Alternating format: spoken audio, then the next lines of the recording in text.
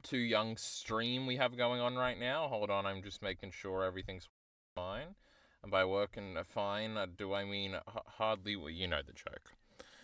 Now, I'm hearing it through my little headphones down here. I bought cheap, shitty, like, Apple headphones, and I don't like them. It was like $15 for two on Amazon, and I'm pissed. I want proper ones. But now I guess I'll use these for a few weeks until they break, and I'll have to get real ones. Everybody loves Madoka Magica here, everybody's favorite television program. I think I got a like from, oh my god, is it a booby girl? No, it's a graphic design person that automatically sets themselves to like tweets with live in the title, I think. Oh my god, I got 3 viewers, I'm famous. There's a few things to talk about, though I might forget them. I just recorded a bit. Why can I still hear myself? Oh, that's right, because these fucking headphones, even on the slightest, lowest volume, is still very fucking loud. I just recorded this. It was terrible. It shouldn't have been 14 minutes, but I can't edit it now because I've already exported it, so I can... Also, I should probably investigate this Adobe, like, cloud system they've got, where it's just like, oh, just upload it to the cloud, because I always just export it from here, put it on a USB stick, then plug the USB stick into my normal computer and copy it over, and then you got it. What a long, exhaustive process. But if this cloud thing works, but isn't cloud space expensive? Shouldn't you have to pay for this or something? I don't know how anything works around here. We've got that bastard Heath here. He was doing something in Elite Ari's chat the other day to piss me off. I don't remember what it was. Also, I saw Heath talking about Aina and Vinland Saga today. Way to spoil me, guys. No biggie. Now, apparently, we've said this before, but we're supposed to be recording Vinland Saga and the first bit of Fire Punch on Sunday. And if you're a shitty Mushoku Tensei fan, apparently Elite Ari and Bacon are also recording that all in one go, I think. So, can you believe that nonsense? Jackie Bacon will be yapping for 6 hours straight. Only he can do it, but he'll do it. I've also read a little bit more Zombie 100. I've also watched the whole Vince McMahon documentary, if anybody cares to talk about that. I don't know if I'm getting Elite Ari to discuss that with me. I'm not sure yet. Ciclet's video is still not out. Elite Ari did 2 lackluster streams because I wasn't there for them. Can you believe that? Oh my god, Farnese leading the charge and being the Black Swordsman while Guts is a little dork in the background and this casket bitch is to the side. No dumb slave cuck is over here. This is the berserk we were owed. This is the berserk we should have seen. Instead, we got some shitty fucking sword idiot around like I give a fuck. We hate Guts here. It's Mr. McMahon on here. I watched this all in like... It doesn't sound that impressive to say I watched it all in 24 hours, but I watched I think I had watched 7 minutes of it before. And then the night before, I watched 3 episodes. And then next morning, I watched 3 episodes, except for the last one, which I saved for later that afternoon. It's very impressive, Chad. I don't watch things or consume things very quickly very often, but we did. Did it end up saying he was good or bad? The documentary? I don't want to talk about it too much in case we do talk about it eventually. I think I do. Are my notes up here? No. I'll just flash my notes real quick. No, press Control New. I wanted to press Control Open.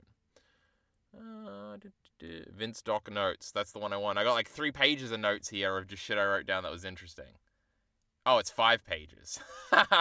Oh no, it's 3 pages. It must have been the last thingy that I was looking at. But I was just passively doing this. At the beginning, you think it's an assassination attempt. Because, the first scene is Vince, hobbling into the ring and then sitting down.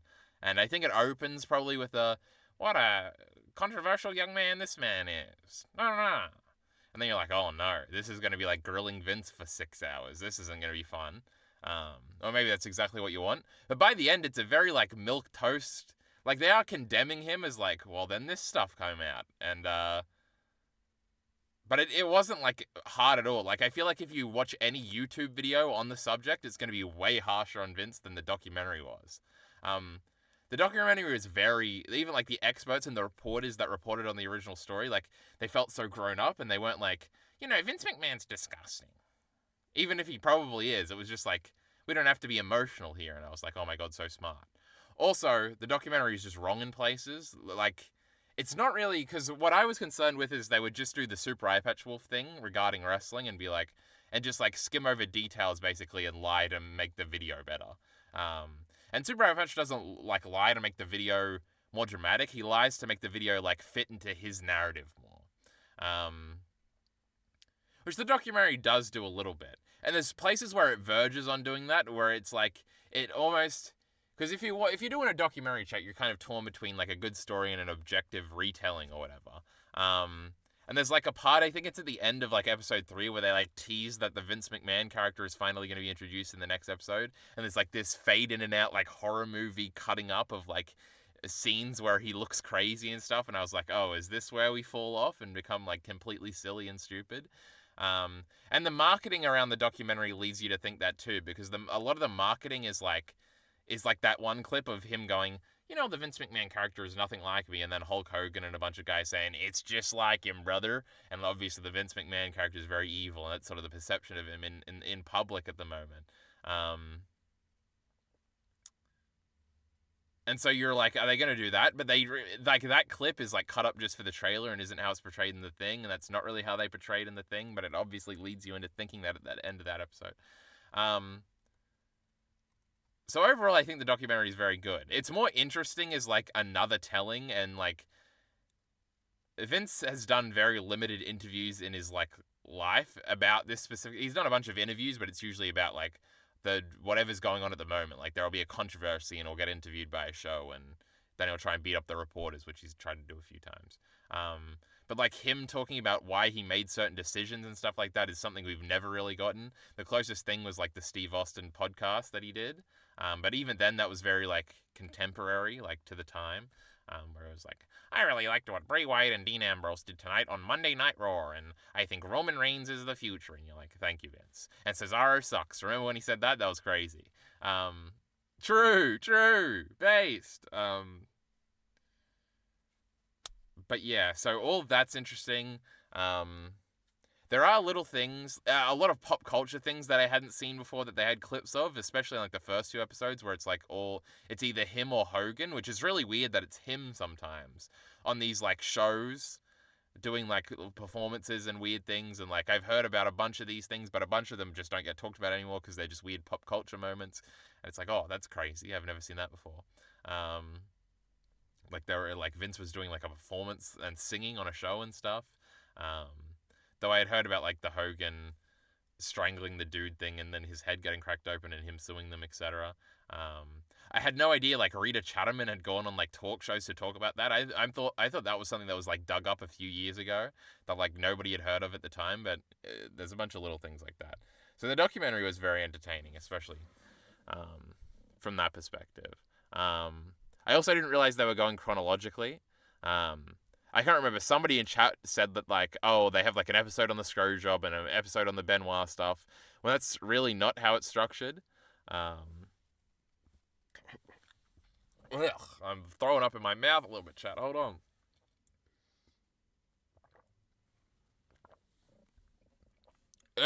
Yeah, oh my god, I got 2 Discord messages. Hold on, I want to check them, but I'm not going to check them on my PC, because what if it's Elite RE saying, you got to pick me up tomorrow at 7 p.m. at 24 Dickhead Street. That's where he would live, chat. You know it. I know, it's Jockey Bacon and our stupid Fire Punch thingy. I'd suggest that Ari and I do Mushoku Tensei earlier, because then he can do that later time. Maybe we can have a break between Vinland and Fire Punch for Kyle's laptop, but it doesn't have to be 2 hours. It might have to be. I'll respond to this later.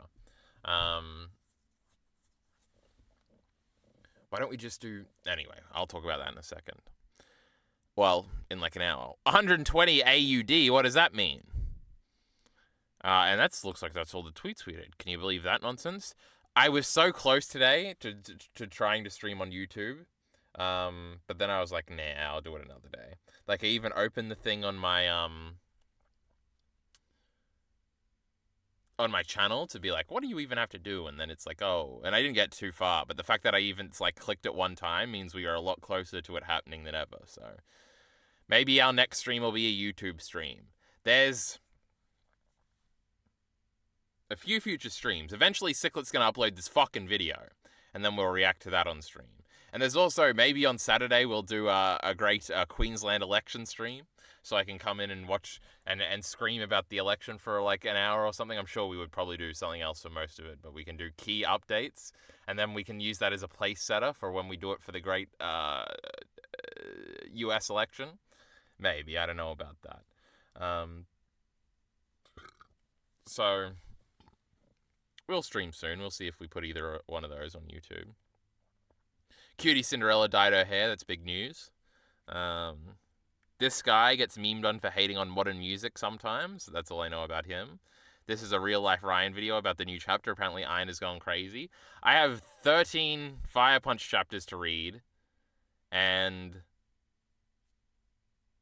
what do you call it? And, like, I think 4 Vinland Saga chapters to read, all before Sunday. So, you know, I gotta do that. I guess we can talk about Zombie 100 then. I love manga. See, Alita, he's not here to stop me. Stop me, stop me. That's a song, chat. Now, did you know Zombie 100 is in the same magazine as The Great Black Lagoon?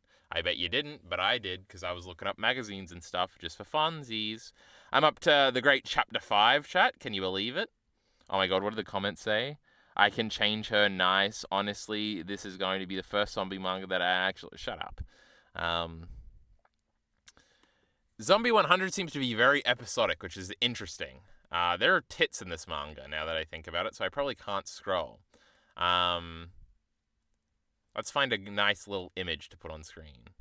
And I think when I finish it, I'll do a proper video where I talk about it on, like, stream and stuff. See, those are just boobies. None of them are naked that I can see. Look at the art. We like the art here. Now we click on our zoom thing and we only go slightly out. Now, what was I saying? Oh, it seems to be very episodic, kind of. And it seems like it is just a joke manga. Which, coming into it, I probably wouldn't have been sold on, but I do enjoy reading it, so I'm going to continue for at least this long. And it's not very long, so I'm probably going to finish it. Like, the conceit being like, oh, he has, like, a bucket list he wants to get through before the end of the zombie apocalypse, and, like, he's going to find himself in wacky situations you don't see coming in which to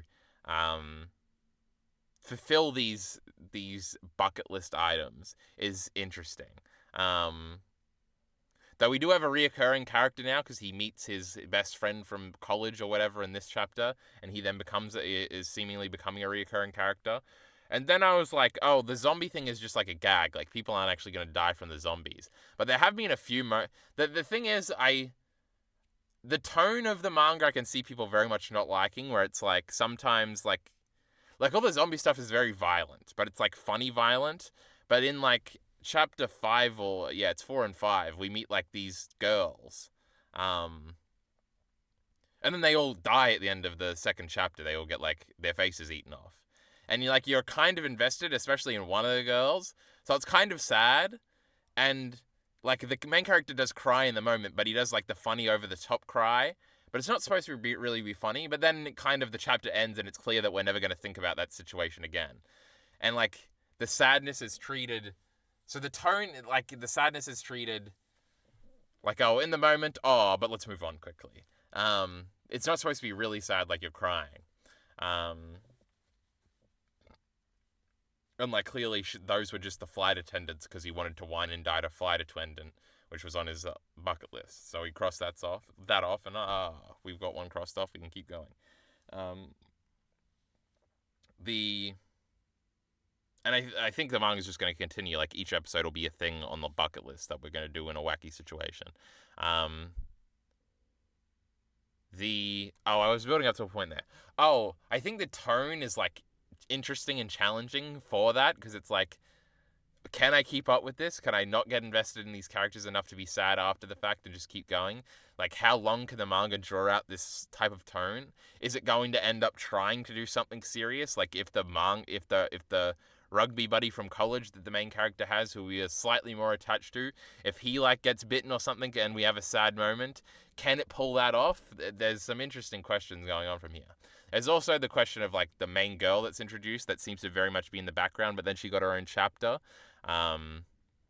it's clearly like probably going to be his love interest, as she has like her own list, but her list is like 100 ways to survive the zombie apocalypse rather than 100 things he wants to do now. So they're like opposites and they'll clash and stuff like that. So there's a lot of interesting setup, and I'm intrigued a little bit. There's no like mystery in this like Heavenly Delusion about like how did the zombie apocalypse happen. Though I imagine they will flesh that out somehow. It's just not really something you're supposed to be thinking of. And the art's pretty cool and stuff. And there's naked girls all the time, and that's extra cool, chat.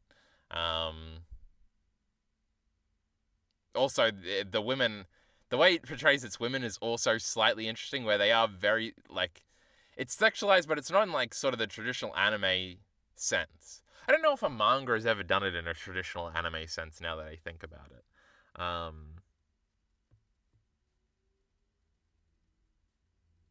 anime's just more overt with everything, huh? And it makes me like everything less. That's why manga's the best. Don't listen to Alita Re. Zombie 100, what a show. Doesn't it feel so random that Akira is just straight up a rugby character? Well, I know rugby's like kind of popular in Japan, right? Especially since they had the World Cup a few like 4 years ago. Jesus Christ! Oh my God, it's more than 4 years ago, isn't it? Fuck, I was watching New Japan Pro Wrestling at the time. That should only be like last year that I started watching that, but it was, oh my God, it was 6 years ago. I'm gonna kill myself, chat. And because they had another one, because when I was in when I was in New Zealand, they lost the final or whatever to Ireland or whatever, and I saw all those billboards around.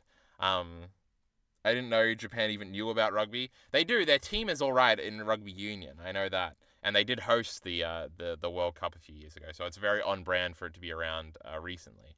But even like, does Japan know about American football? Your answer would be no. But then there's a wrestler, and not an American wrestler, Yota Tsuji, who was like a college gridiron player in Japan. And I'm like, well, they knew about that too, I guess. They don't really know about the great rugby league. I don't know what they're doing over there playing this shitty union sport like jockey bacon or something. But yeah, there's at least a bit of a touchstone. Oh, and Japanese rugby is like a thing. People go, I don't know why I didn't bring that up first, but sometimes like rugby league players will sign, and it's like, oh my God, they're getting big money to go and play rugby in Japan. This is crazy. I know Jordan Rapinoe was like that. There's a few other wrestlers, like Polynesian wrestlers, that were like that. So yeah, rugby is a thing in Japan a little bit. Who knew I knew more about the great Japan than Heath, the biggest weeb we know? God, I'm just so smart.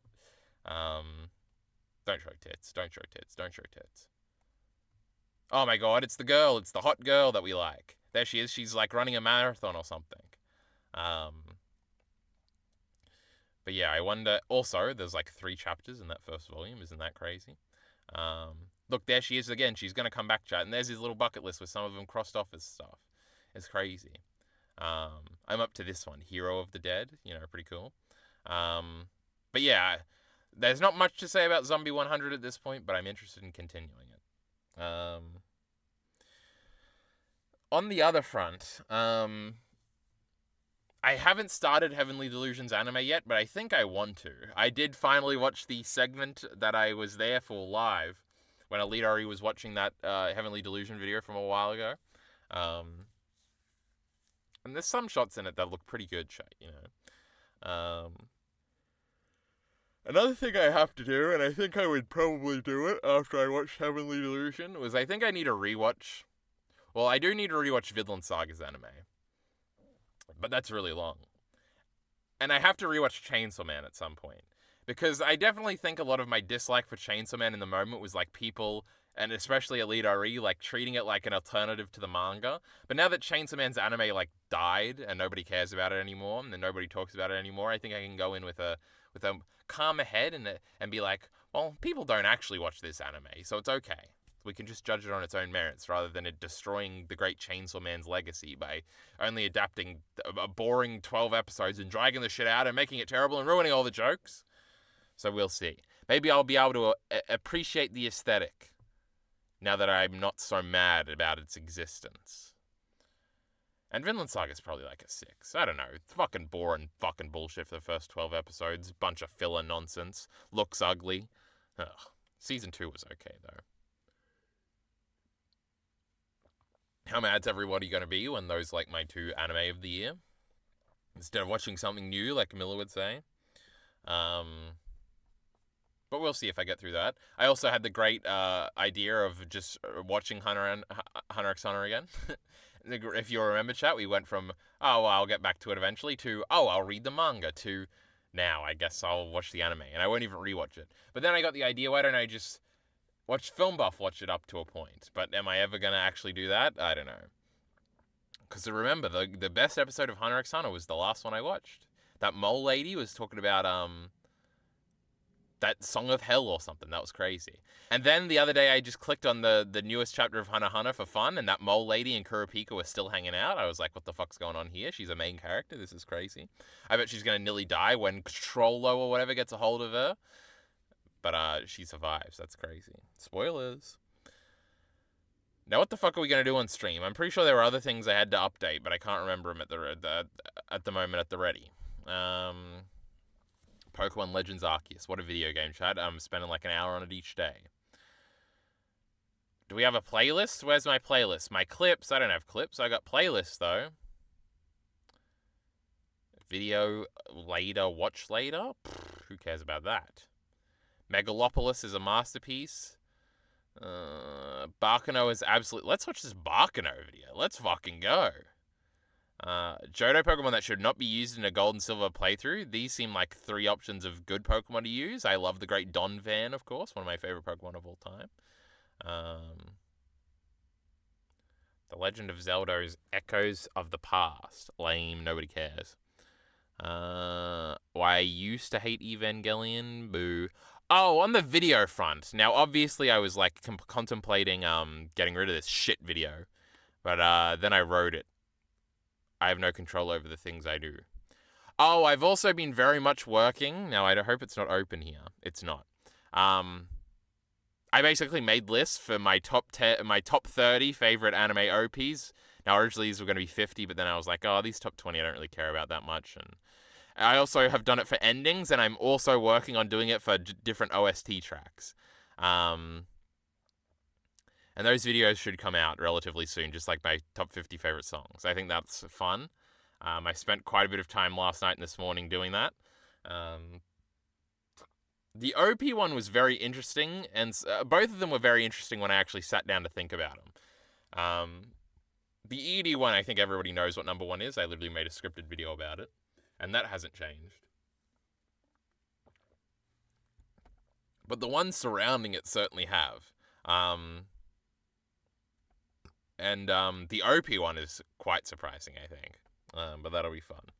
I'll probably try to do, like, I don't want to put them all out at once, so we'll try to stagger them a little bit. The OST one I needed a little help with, because a lot of the lists are truncated. Like, the OP one has a lot of Naruto ones in it. The ED one has a lot of Attack on Titan ones in it. And then the OST one is like all Evangelion, Bebop, and Attack on Titan, which is funny. It's all like Attack on Titan Season 1 stuff. I really do need to watch Attack on Titan's anime too. Obviously I have the last episode to watch. I'm kind of, and it's been bubbling for a little while. I think we are in an Attack on Titan mood soon. I think I have been, and today I kind of got frustrated because I wasn't doing much, even though I did like edit this script to the point where I recorded some of it. I think I've got too much choice at the moment, and I'm like not sure what I want to do. And my point of bringing this up is that hopefully I'm making this video. Hopefully I can get it out before the end of the month. 5 days shouldn't be that long. This video shouldn't be very long. Where's the fucking mouse? Why is it not working? There it is. I think I'm just gonna drop the idea of doing a scripted top 10 videos list. Am I? There's just not enough time, and time is increasingly running out, and there's no payoff to that investment, and I can still make it like an unscripted video. I guess last year I was mad because the last few years I've been very mad because I've been intending to make a scripted video, and then I haven't, and then I've just like put the document on screen. I should just make like a PowerPoint, and I think then I would be more happy with it, and that would be much easier to churn out.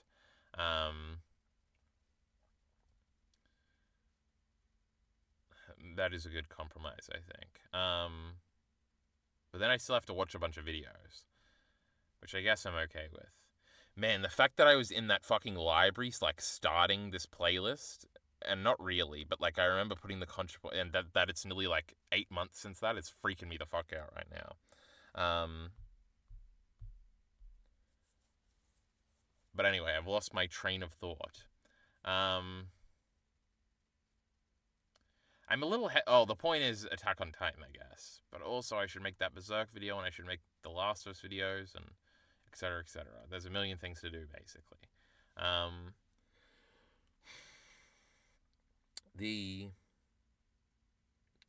lost my train of thought.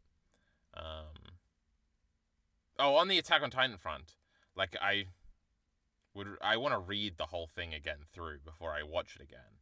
And also, it's probably a could get girlfriend to watch one, and then you're, like, killing two birds with one stone, so I don't want to just, like, jump into Attack on Titan and rewatching it. But it's been a long time, so who knows. I don't know, I'm caught on a few fronts. There's also movies that we should be watching, but at the moment I'm like, man, that's such a fucking time commitment, and I don't like it. Man, right now I hate the idea, because I've sort of gotten into a rhythm where my weekend is Thursday, Friday, and I really don't like it. I hate it. It's terrible. I gotta be rich enough to quit this fucking job is what I'm trying to say, I think. But we'll figure these many things out. Or we won't, just like we never have, but anyway. I've watched 0 videos, I'm pretty sure, right? And this hasn't been updated. Or I guess... Wait, hold on, it has been. Let's all update it in real time. I watched Fleabag this year, that's pretty cool. It's this one. No, it's not. It's not, Chad. It's not. Hey. Is it this one? No, it's this one. Oh, it's that one. Look at all the consuming we've done. Oh, next year, should I make it a different color? That'd be cool. And then you can see the progression. Escaflowne is still there too, Chad. But anyway. We got to figure out the many things to do. Oh, I haven't watched this video. Oh, was this just the video at the... Did I watch this video? These are 2 videos we could watch.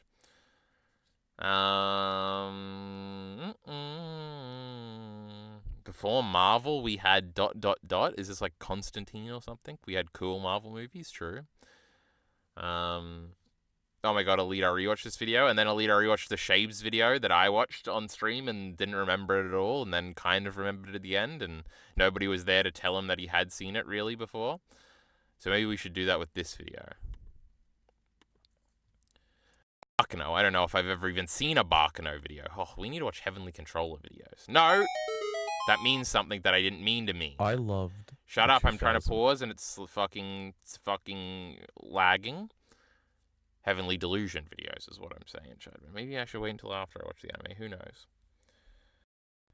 Okay. Do we want to watch this video? Yeah, why not? Oh my god, it's a small channel. That's Alita's favorite. Not my favorite. I guess my favorite High School DxD. Great, I love High School DxD jokes. They've kind of gone out of fashion.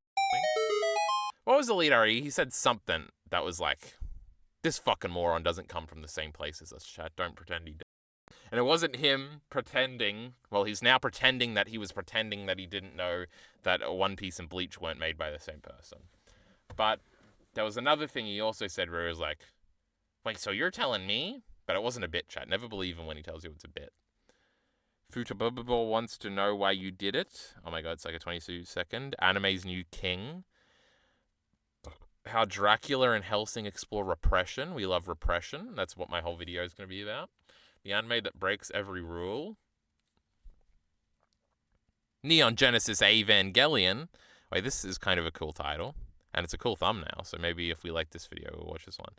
Hunter x Hunter 1999 is underrated. I'm sure it is. I'm sure it looks beautiful. I'm sure I should be watching that one, but it doesn't go as far. And I got to read this Chimera Ant nonsense because that's the one everybody likes.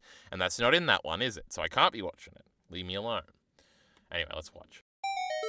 We hate Zelda sounds. We hate Zelda, I frankly. loved the 2000s.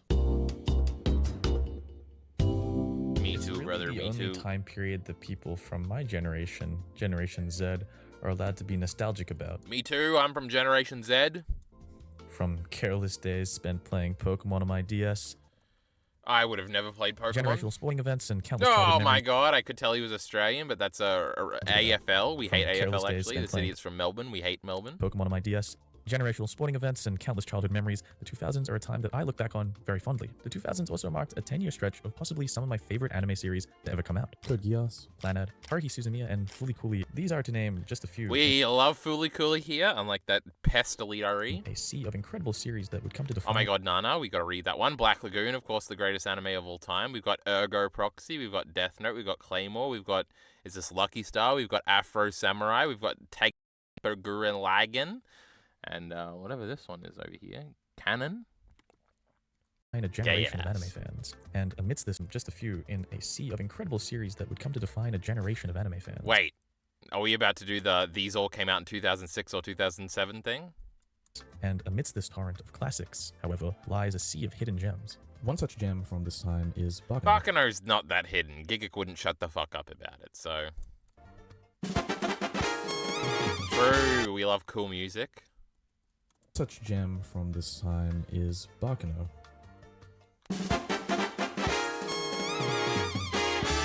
We love the 20s. Bakuno is quite different from your titular anime.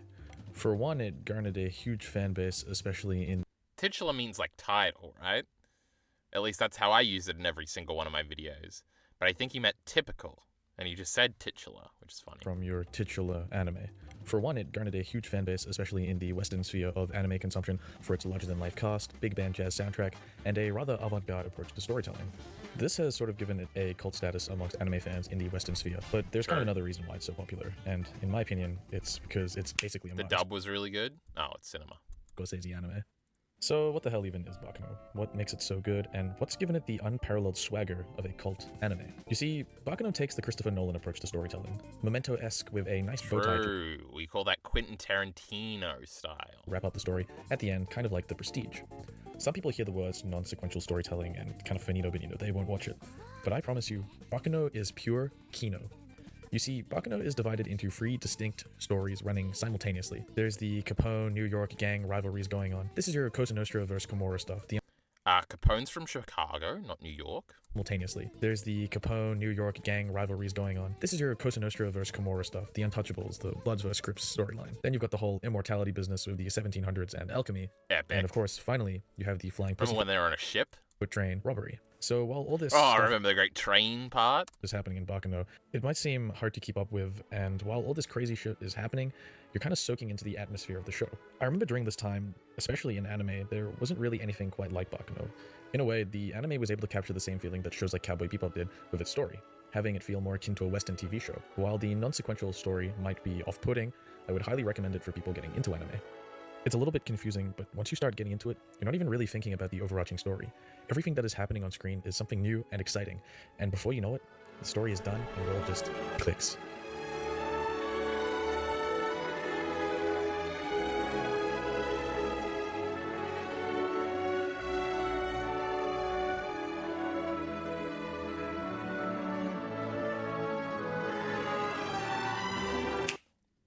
But of course, with such a loose plot, you're going That was epic. I didn't mean to go back. But of course, with such a loose plot, you're going to need a lot more than just a good story. You need great characters. Thankfully, Bakuno has possibly my favorite anime ensemble ever. Bakuno's approach to characters is also pretty atypical. First off, no main characters. Every character in Bakuno could realistically fit the role of the main protagonist of any of the given stories, but instead, they elect to make the main character, well, really whoever you want it to be. Bakuno isn't shackled to The coolest part of the whole show is the first scene is about like people, newspaper people trying to decide who the main character should be, and it's cool and meta and stuff. mortal realm of protagonists and sidekicks. In perhaps another avant-garde and rather unique twist, Bakuno takes the ensemble approach. It helps too that every character is fun to watch, and it leaves you wondering, is this guy the protagonist, or is it this guy, or maybe it's even this guy? And by the end, when you come to the same conclusion as the anime, you realize it never really mattered who the protagonist was. But if there was one word that defined the cast of Bakuno, I would use the word pizzazz. Everyone is the life of the party in Bakuno. Why not ruckus? But hey, whilst you might come for the great story and the fantastic characters, jazz and animation might be the 2 most powerful tools that Bakuno has. Oh my god, I use this song in all my videos.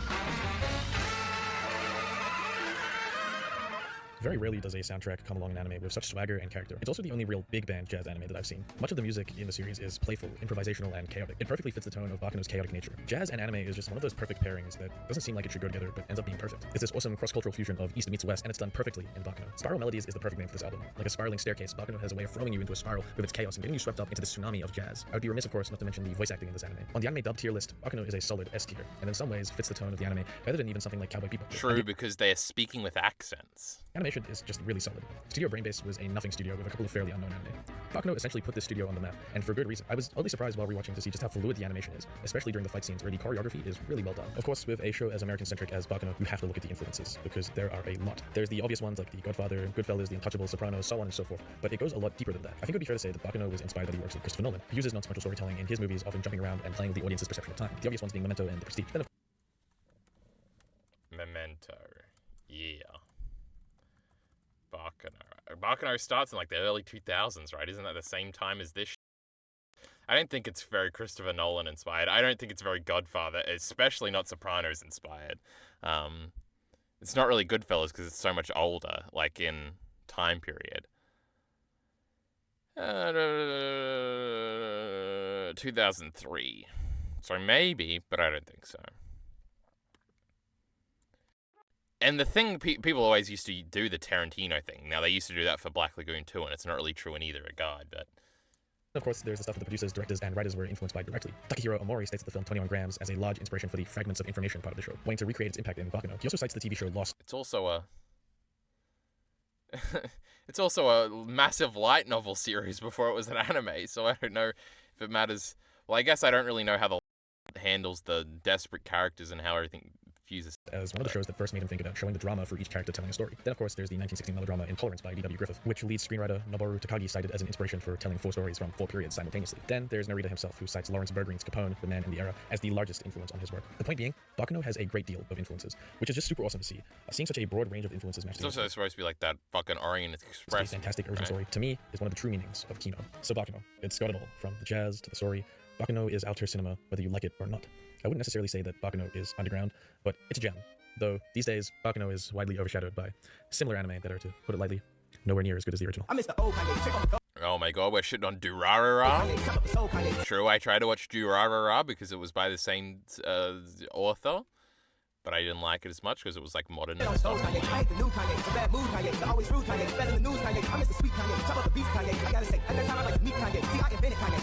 Oh, there's the light. I even had to pick all I thought I was Kanye. What if Kanye made a song about Kanye? Well, I'm Mr. Old Kanye. But I be so Kanye. That's all it was, Kanye. We still love Kanye. And I don't do like Kanye. Loves Kanye. Oh my god. Yo, what's up guys? I just want to say thank you so much for the support on the Hunter x Hunter video and on the free rent video. Super pumped that that's almost at 10k. Well, that video is okay, chat.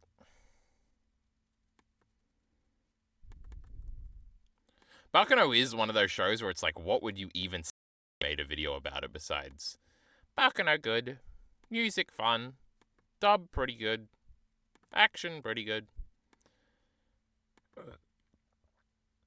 I'm sure there's some sort of thematic thing you can read into it, but I can't remember that shit right now.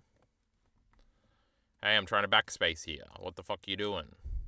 Hey, I guess Control Z works too. Oh. There we go. Wait, we don't want to give that one. Just give that one. Okay, you know, what the fuck. But now we're watching a great Pokemon video. I can't wait. No, it is this guy. He's weirdly shaped, chat, don't you think? Who cares about Bakuno? What do you care about, stupid Heath? This doesn't matter, because K-Frau and the Fate is Nayata's best work. Wait, is it by the Fate guy? Part of me feels like I knew this, if this is true. But if it's not true, then of course it doesn't.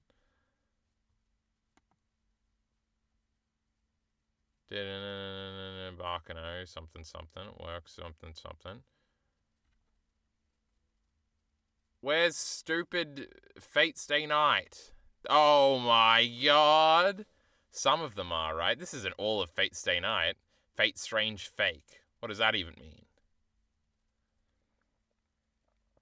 Oh, it is. He just, if I read the rest of Heath's statement, he just says, Fate/Strange Fake is his best work anyway. Okay, he didn't make the original Fate shit, but But he didn't make one of them, I guess.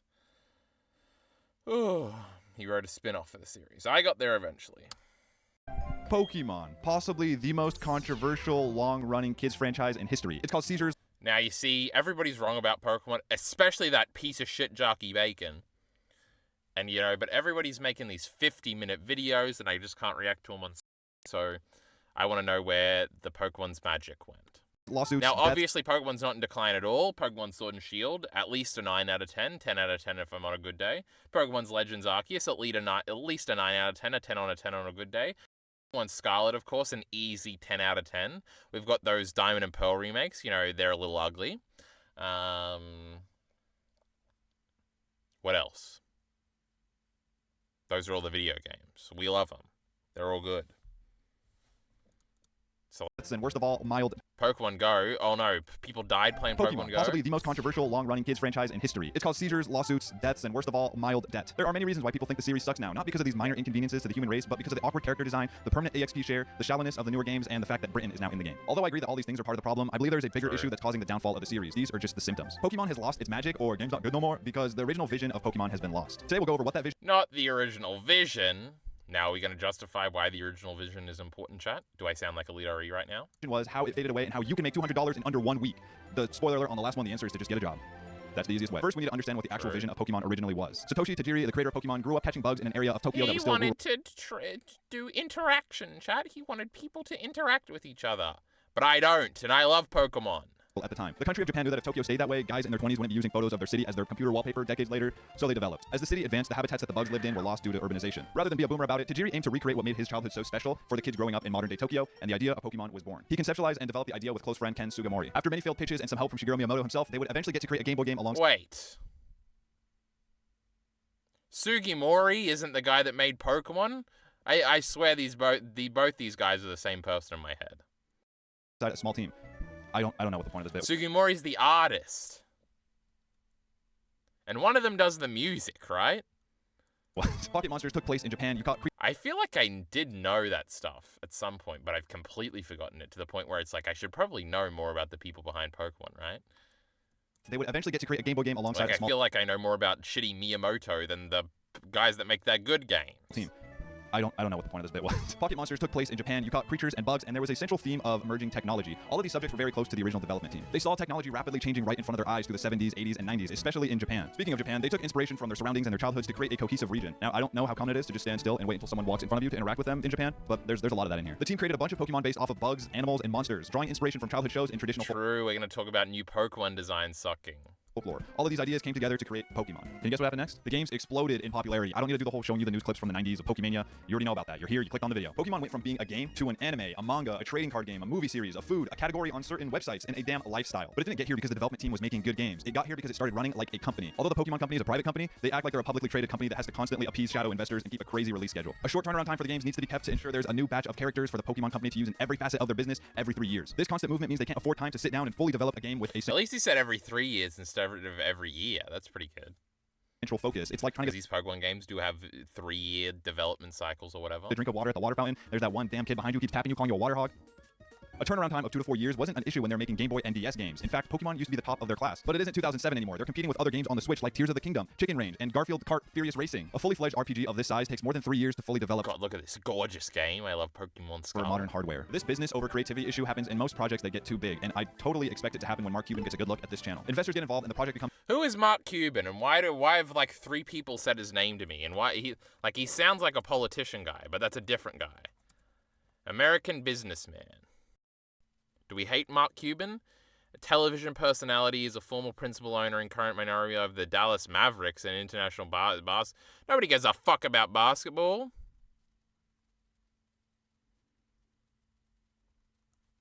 He's like an e-commerce guy or some shit, right? If I was 16 again, I would start a lucrative side hustle. Nobody cares. Mark Cuban doesn't understand how business... So he's like a Trump guy. He's using a machete when the scalpel. Or is he not? I don't know. I can't keep up with this shit. There is like another Cuban guy whose last name is Cuban. who's like a Republican politician or something, and I'm confusing him. Becomes a financial investment rather than creative expression. Again, Mark Cuban, let's make SportsCenter 2 or something. I don't know which party is at fault, but they're killing what Pokemon strive to be by forcing. Wait, what is that Again, silhouette Mark Cuban, image from? let's It's make from SportsCenter 2 Mario or something. Galaxy, I don't know right? which party is. And like if you go up there and you can see him watching or something, and it's like crazy and stuff. I remember this from Did You Know Gaming 10 years ago. At fault, but they're killing what Pokemon strive to projects that get too big, and I totally expect it to happen when Mark Cuban gets a good look at this channel. Investors get True. How come we don't bring up the Switch is the first console-developed Pokemon game, so like Nintendo, not Nintendo, the great Pokemon company. I mean Game Freak has this time to catch up. These shitty Zelda games have been on these terrible consoles for 20 years. get involved, and the project becomes a True. financial investment rather than creative expression. Again, Mark Cuban, let's make SportsCenter 2 or something. I don't know which party is at fault, but they're killing what Pokemon strive to be by forcing the team to pump out games every year. There is no rhyme or reason to the games. They just need to launch a new batch of characters with marketable designs that will sell toys and Why is there no rhyme or reason? work as anime heroes and fan art. The issue is we're no longer doing this process for games that aren't even 200 megabytes. We're dealing with almost 7 full gigabytes of video game now. That seems a little small for how much we're struggling. The loss of graphical limitations are also behind Pokemon losing its original vision. I know that might seem a little random, but stay with me now. When the series started, everything was designed for a screen that was 160 by 144 pixels. Let me help you understand how small that really is. Here's Ice Spice. Now here she is in that resolution I just described. And if you're all like, well, most of the games were on the DS, here's DS Ice Spice. The creature design, map design, and the whole feel of the game had to True, the 3DS has like 380p or whatever, right? work in this capacity. This led to simpler designs that became increasingly complex as the hardware capabilities improved. I'm not going to say if this is a good or bad thing, but the objective truth is that the designs don't need to follow any standard anymore. They can be as rounded, complex, and intricate as possible. Not only did the limited hardware decide how a Pokemon could look, but More diversity, we hate that. this restrictive medium gave the creatures a more consistent look. Moreover, the limited color palette furthered this cohesiveness. I feel like Pokemon intergenerationally always look pretty consistent. Now, if you put like a Gen 1 mon against a Gen 9 mon, it's going to look a lot more complicated, and that is sort of a cool issue, but it's like it's just like your opinion, bro. Very well spoken. There were still outlandish and unique Pokemon, but that was the exception, not the rule. This lack of limitation extends to the map now being as big as they want, and you run into the same issue that open world games have been dealing with for years. God, looking at Scarlet after I've been looking at Legends Arceus for so long is like crazy. Like they look very different. I kind of want to play Scarlet. You can make a map big as hell, doesn't mean you should. I was expecting you to chant that with me. Whether you like big open worlds or tightly designed routes, you can't deny the fact that Pokemon and a lot of other games' open worlds typically have less to do, look worse, can be boring to explore, and are Pokemon is like the chief example against this, right? Because there's literal Pokemon everywhere. Like, that is like a criticism of open worlds, though I don't know if I really agree, though I haven't played too many games. Like, am I always like, man, this Horizon world sure is empty. I don't think I really care. Like, I'm just trying to get to the place. Same with like Far Cry 4 or something. But even then, Far Cry 4's map was like cool and interesting.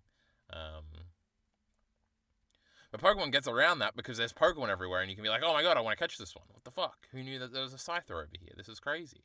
And that like rewards exploration. less atmospheric. The games going open world aren't the only issue affecting the visual identity, though. This might be a hot take, but I think that Pokemon regions that aren't based in Japan don't feel as much like Pokemon. When you create England or Paris, but every biome is also in here, I feel like I'm walking through a video game map, not a world. The games being on Game Boy and DS gave them a look and feel that's unmistakably Pokemon, but I don't think these games are better because DS era was best era. These games are just closer to the original idea of Pokemon because they forced the team to approach the games in a specific and similar way. The old hardware meant they physically couldn't stray too far from the original designs, and the regions had to adhere to a This is like, I'm kind of sympathetic to this point, even though it's completely like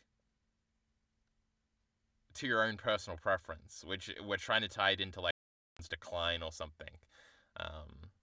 Like this is why the games generally aren't good or considered aren't good, or I don't even think he's tried to claim that they're selling less good or something. So Pokemon's decline just means quality. But like I do feel this way. Once you do hit Black and White, they do feel really different. But even then, I think it is just my recency bias, because I know a lot of old guys think that like Gen 3 is when that change happened, not Gen 5. They're like, these Gen 3 Pokemon don't look like Pokemon, they look weird. Whereas everything up until Gen 4 looks very samey to me. Even though in Gen 4 they evolved a lot of Gen 1 Mons, and they clearly, like Electivire is clearly a much more complex design than Electabuzz. And like they really don't fit together, but they just do in my head because they've always been. And like that sleeker modern Sinnoh look is like the cool modern look to me, rather than like these more futuristic looks that basically come after I was canonized in the Pokemon world. So I see where this point is coming from. It's just like completely stupid. a boxy, minimalist look that perfectly emulates Japan's modern architecture. Black and white push the envelope in what a Pokemon Yes. region and a Pokemon can look like, but being limited to the DS's capabilities held Game Freak back from going hog wild. With the company and scope of each game growing, the team also grew, which brings us to our most important point. Oftentimes when the team behind a project gets too Didn't big, we watch that other video the other day that was calling the Game Freak team really, really small, and that there's only like 117 employees, and if you compare that to other studios, it's like a tenth of the size? the original vision that made the project special can get lost. And that's why Ticho, you said that the Goo project just be me and my friend, because if Sale gets involved, it's going to throw off the dynamic a little bit. The vision gets diluted, ideas go through a game of telephone, and people try to insert their own vision. And whoever's vision this was, don't leave them alone in a room with your daughter. Ken Sugimori has been involved with the design and art of Pokemon Mega Lopunny is not nearly as sexual as like normal Lopunny, right? from the beginning. Did Except he mean to show normal Lopunny there, and he just got the wrong image, or did he send this off to an editor and they got the wrong image? for the last 3 games where he took a step back as supervisor. He was key in the visual feel and identity of the game. So as the design team grew with every generation, his Yeah, style but like the last 3 games where these Pokemon don't really look vision like this was, the real. don't leave them alone in a Pokemon, room with your right? daughter. Ken Sugimori has been involved with the design and art of Pokemon Hold from on. the Like, this is not how Pokemon look. This is how like Gen 1 Pokemon looked for a little bit, but this isn't. I guess it's really like these don't look like the anime. Like it's not in the right style, and the colors don't look like the anime. And like the modern games very much do look like the anime. beginning, except for the last 3 games where he took a step back as supervisor. He In was the key Pokemon design, at least. in the visual feel and identity of the game. So as the design There's also like a distinct moment where it became more anime, which I guess is just the Switch. No, Sun and Moon is probably the Switch, right? Because Kalos still kind of looks like it, and obviously when they're like 8-bit, they don't really look too anime. team grew with every generation, his style and input held less weight. Again, I'm not was Like, key in the visual For feel and whatever identity reason, of this is not that anime. the game. So as the design team grew with But it's every just older anime, and this is like newer anime. generation, his style and input held less weight. Again, You know what? he was I was gonna say, I key in the thought visual this feel was a and Gen identity 4 of the game. image. So as the Hold on. design team grew with every So I was gonna say, and see, this doesn't look as anime, but this is like way more modern. generation, than the next his one. style and input Wait, held no, it's not. This is Scarlet. Oh no, this is Sword and Shield. less Anyway, weight. Again, this looks more anime. is my I'm not point. saying it's a good or bad thing, that's just what happened. On top of that, I'm aware Sugimori wasn't the sole designer for the original games. Atsuko Nishida was behind many iconic Pokemon. The point is, the team was much smaller and worked closely together in the earlier generations. They knew what Pokemon was. Not just the design team, but the whole dev team spent years developing Tajiri's vision and grew to deeply understand it. Probably. There's no like written record of that, but that's just kind of how things work, so I'm assuming that's how it worked here. Some new designers grew up with Pokemon, and they go about designing them in kind of a meta way where they're designing a Pokemon rather than a creature or living animal. I'm not trying to pin the blame on anyone specific. This is just what objectively happened to the series as it grew. And yes, I know, not all Pokemon are based off living things. I get it. The look and feel of Pokemon is not the same that it once was, and that's totally expected. The original idea was developed over 30 years ago at this point. Maybe this is what the original team wants. Most of them are in very influential roles in the company today. Maybe there is no push from the shareholders, and maybe my friends do like hanging out with me. I'm just overreacting to a comment from 2015. You see how stupid both those points sound? Either way, I still feel like a loss of focus is the reason the quality dropped, not the bad graphics or missing Pokemon. But don't get me wrong, those are part of the problem, I know. The team don't know what Pokemon is anymore, and they can't create an overarching look and feel for the people, architecture, regions, and Pokemon. Counterpoint, you're coming up in a sec, just chill. They want to be realistic, but also stylized. They want you to I explore, feel but they like don't. all of the games have like these central focuses and like themes and stuff. Especially like Sword and Shield is very good at that. Make exploring fun. They Like, want they don't feel unfocused really at all. to make monsters and creatures, but also humanoid, cutesy protagonists. The series has developed and progressed. I know it should be different, but it shouldn't feel so messy and lifeless. Arceus did a good job fighting most of these issues, and most of the new games do address 1 or 2 or 3 It is so weird that people put Arceus in its own like corner. of these things. It's just not enough. I know, Like, right? it and Scarlet aren't like, they're not identical because they are both like they're like two sides of the same coin where it's like, well, this one is about catching, is about battling, and then you kind of separate them into the two, and it's two different takes on the open world style situation. Is a big part of Pokemon. It's kind of like the biggest part of Pokemon. Creatures in the same generation look different. Regions had variety, but they still felt cohesive and focused. I don't know how many times I'm going to use those words. The Pokemon used to be at the forefront of the mystery in the games. It wasn't about the dumbass characters that no one likes. That's what made exploring these regions so thrilling and the mediocre stories still interesting. Area Zero and that storyline in Pokemon Scarlet and Violet really did kind of scratch that itch for me again, but we all know how the rest of the games were. Not to mention how ugly these Is that true? And also, Chin Pao's pretty cool. legendaries were in the post-game, or mythical it's a Pokemon. I don't know. These are uglies. Pokemon's original vision has been diluted across a growing team that's not sure what these games are supposed to be. They're seemingly forced to push out a game every year or two. I'm not even arguing or saying that the games have to be what I want them to be or what you want them to be or what the fan base wants them to be. I'm just saying they have to actually be fleshed out, cohesive, and believable. Subscribe for weekly videos about whatever the hell. It's usually gaming related, so you'll probably like it. Comment what your favorite Pokemon generation is. Is Gen 6? Are people starting to like Gen 6 now because it's hit 10 years? I know that's how the cycle works. They are. I'm a big boy now. Or just comment whatever your favorite game is. Maybe it's not even Pokemon. I don't know. Just let me know. Thank you for watching. My favorite game is Pokemon Scarlet. Well, that video was okay, I guess. Hey, I'm trying to copy things here. I don't want to have to type in the dark. Hey, get rid of this. Hey, get rid of this. Hey, I don't want to press plus, you fucking idiot. I hate this fucking keyboard. I want my light-up keyboard back from 2 years ago. Why do I always go to write good? I'm such just a charitable young man, and I've got to beat it out of me. Oh my god, are we going to watch this great 10 out of 10 thingy? Look, they are about video games and not just about Pokemon. Oh my god, the Pokemon dilemma. There is a bunch of dilemmas when you're thinking about Pokemon. Where are we really going to hit... are we just going to keep making new ones? Dilemma number 1.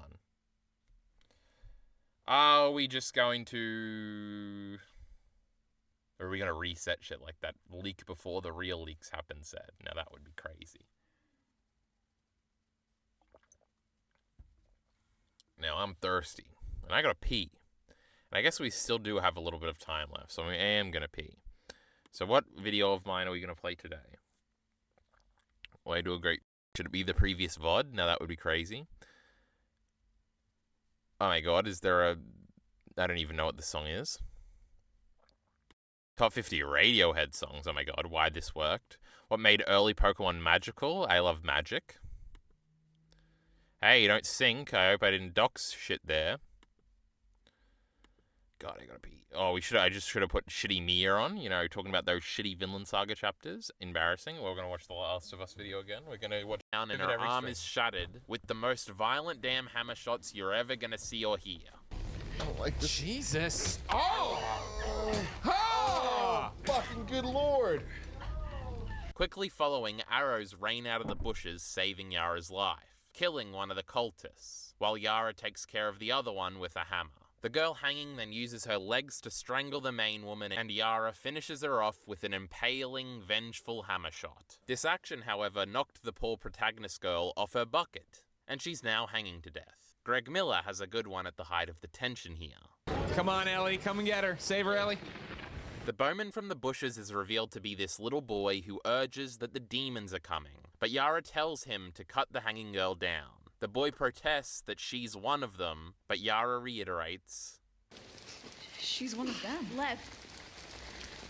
The hanging girl is then rescued and grabs the hammer to defend herself, and they all ready for the infected to attack as the Jack girl says her only line in the trailer in the trusty voice of Laura Bailey. Watch your backs.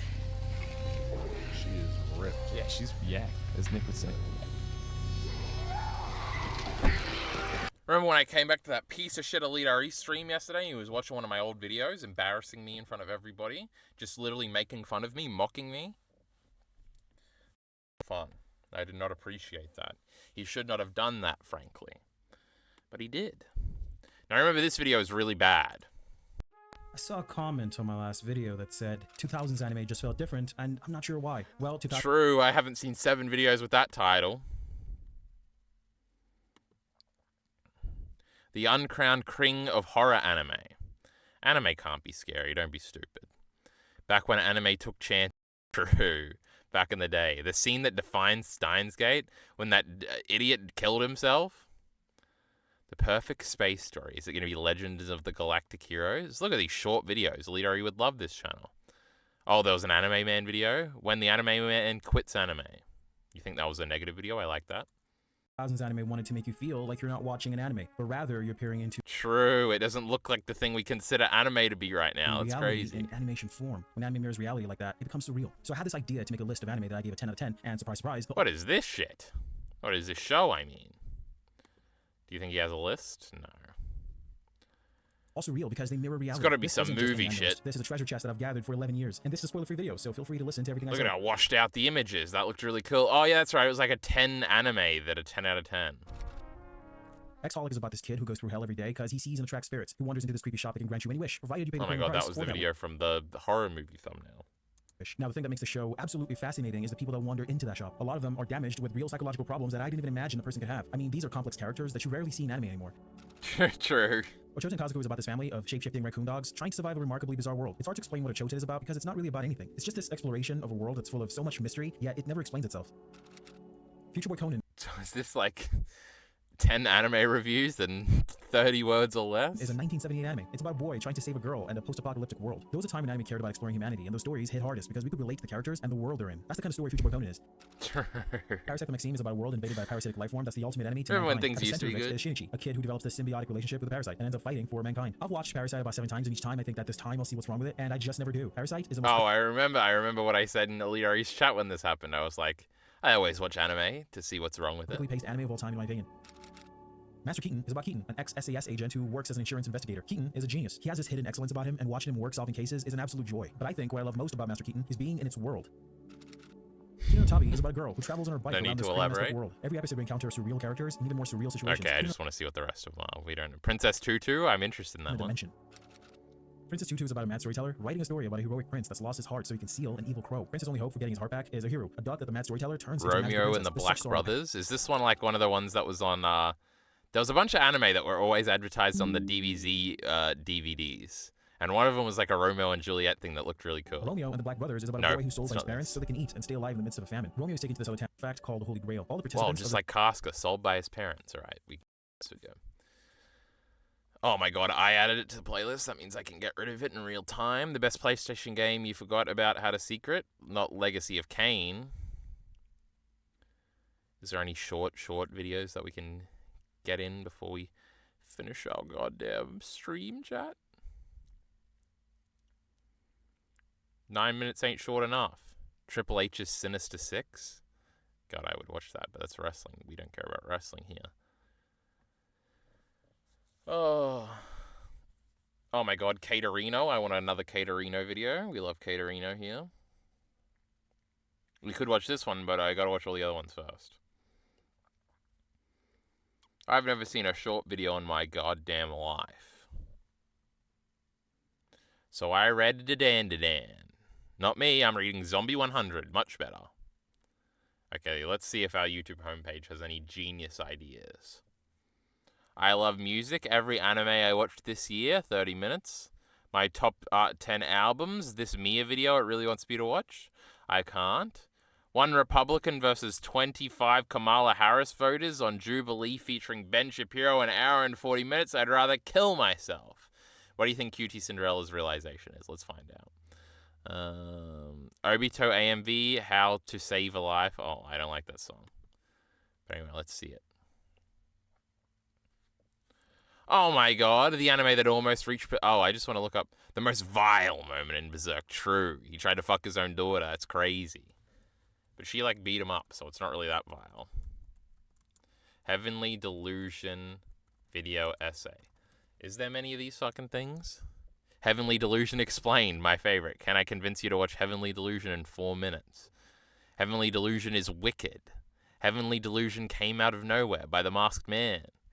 The horror anime that leaves you shocked. True, I was shocked. Is it a horror anime? That'd be crazy. This anime wants you dead. True, transgender anime brainwashing children. I feel like I watched this one. It's already got the white, or the thingy. Heavenly Illusion blew my mind, and certain theories explained. Oh my god, how to recognize a terrible anime in just one episode, one of our favorite videos. Guys after getting eaten by Maneater, and they got a love heart. This is crazy. I haven't seen a massive failure this bad in anime for a long time. Wait, what was this? Oh, it's Heavenly Delusion's sales. Oh no, Elite Ari, turn away. She reviews is gonna make fun of us. Social media, and I was greeted with this piece of information. It made me incredibly sad, and then I decided, you know what? Oh, he likes Is it. this truly a financial failure? Has this series failed to such a degree that we may never see a season 2 or even a season 3? Is this the end of Heavenly Delusion? There's a lot of things that can be said, and a lot of guesses and just up in the air at the moment. But I want to talk about it because the number here, it says that only 645 copies were sold in its first week. Very low. And to put I haven't seen a Chibi reviews video in my playlist, in my video in my homepage for a long time. I was thinking maybe they finally got him. Chainsaw Man has bad writing because it made me uncomfortable. True. Oshi no Ko is getting worse ending than Jujutsu Kaisen right now. Now that's crazy. Not worse than Jujutsu Kaisen. One Piece just made history and pushed the limits of what an episode is capable of. True. The manga is gatekeeping people because it exists. True. I love QT Cinderella. Surprise! I know. It's not going to stay this way. I do not like it, so don't worry. Okay, let me show you what I want. These women, chat, they just don't like themselves. Maybe this will help. You ever notice that? That is not this. Do you see? Do you see the difference? Yeah, I think I wanted a cool tone Braun, but we got. She can't stop copying sandwich. I didn't mean to. Are you kidding? We could be related. We could actually be related. Wait, twins. Twins. What's she doing, chat? She just needs to go back to the black hair. How do I get my top lip that big? Someone help me. It keeps disappearing. Oh my god. What do I do? I wonder if she runs this clips channel. It's got 150,000 subs. Oh, I got a bunch of Maya thingies. We don't like whine about it here. Hey, you know, actually, we if do. you really think about it, Not the dub. you saving me is pretty much the exact We same actually love the Naruto dub. thing as you saving the whole world. After all, you do know best. Try to slip past. This doesn't sound like the song. I only know the chorus. Sacrificed herself in order to protect the Oh village. yeah, there it goes. You can try all you want to fill it with. God, the dub sounds bad out of context. I swear it's good in the show, chat. Put this in perspective, when we compare it to something like, let's say, Chainsaw Man, it was also very low, but later on, it was revealed by the CEO of MAPPA that it was a financial success, but its amount of Blu-ray DVDs were very low. He went on record to admit this. So basically, It's almost like nobody's buying shitty Blu-rays anymore, huh? It obviously had a very poor reception. The question is why? When you look at it, it's a very beautiful series. Best selling anime Blu-rays 2023. Anime Blu-rays. Any of them going to be over 10,000? Let's find out. Not every fucking week, you piece of shit. Okay, let's just look at every fucking week. Let's go this week. Is it just gonna... It's not gonna tell us overall, right? It's just gonna tell us from that week? It's Super Mario Brothers. What does it even say? Estimated numbers of copies sold in a week is 1,000. Biohazard. This is just... Oh, it's got like gross here. Oh no, that's in the thing. Well, this sucks. Crimson Universe? What is any of this? What is that? Is this an anime yet? Maybe. This one sucks. Current top-selling anime DVDs in Japan.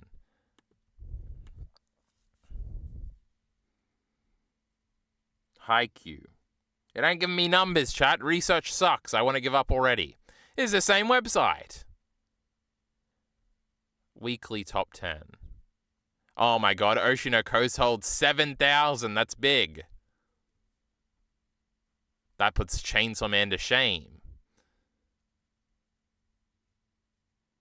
Anime Blu-rays in Japan are expensive collector's items. They are not mass-market products. Second, true, chat. So it doesn't matter. Oh, this is of course referencing Chainsaw Man. True. The point is not that Blu-ray DVD sales are good. Actually, that it's Blu-ray. No, they are bad. It didn't sell well. Nor is the point to downweigh anime like Demon Slayer. No, they are good. Sources. We love sources. That's what Elite would say.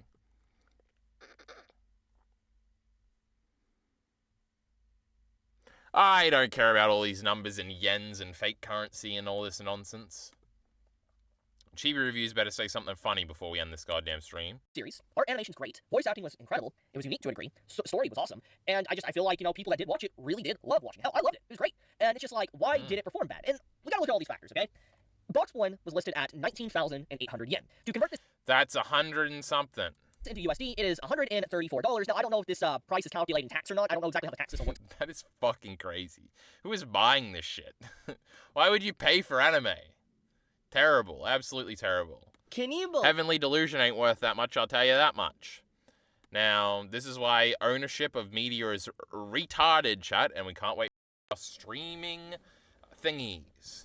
No more individual video games, Game Pass, but make it good and a lot more expensive so it's sustainable. There we go, chat. Then we don't have to worry about any of this ownership stuff. Same with houses, we don't need those anymore either. Unironically, one of the funniest panels from today's chapter of Chainsaw Man, but in a very scary way. Because it's like, if theoretically, Yori was wrong about her not being able to use her devil abilities. At first shot, I was like, oh my god, even I didn't think this one was that funny. But I didn't think it was like a sad suicide panel either. But he's just saying both things. And then he's also going to explain the panel that, guys, she could have died if she was wrong here. This is crazy. She theoretically could have ended her life and Osa's life in this very moment, which would have been a very shocking and crazy conclusion for a said character, but regardless, that did not happen, so I can talk about this in a slight comedic way. The point is... True. Tyrone, will you save us from this fucking moron?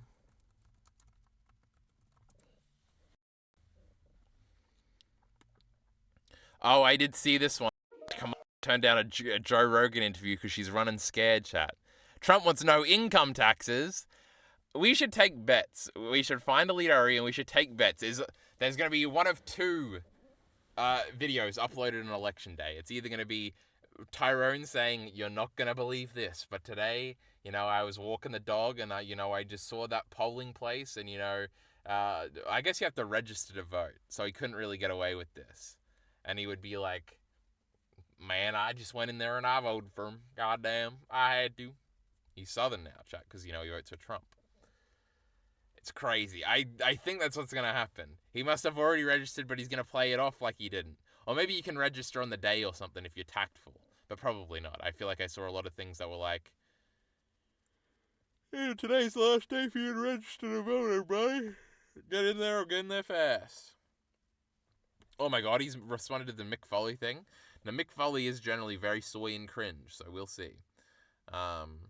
Remember where Elite Ari on the other stream the other night clicked on this and why would Tyrone react? So it looks like we don't get to listen to Mick Foley today, sadly. It's like Tyrone reacts to funny stuff all the time.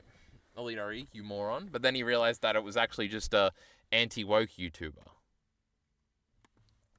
Anyway, that Elite RE fella, he's silly sometimes, That's the point of today's stream. That's the point of all of our streams, frankly. They're Elite RE companion pieces. Because I can't make videos. And I'm not the main character anymore. Because I've given up on life. And now I'm going to Yoru panel. So, if you'll all join me, Kat, in killing ourselves. No, you can't end a stream like that. And then I was going to say support links, but that's not how that usually happens. I'll save that for our Fire Punch discussion. Now, that's very on brand. But anyway, I'm ending the stream. I'm sleepy. Go bye.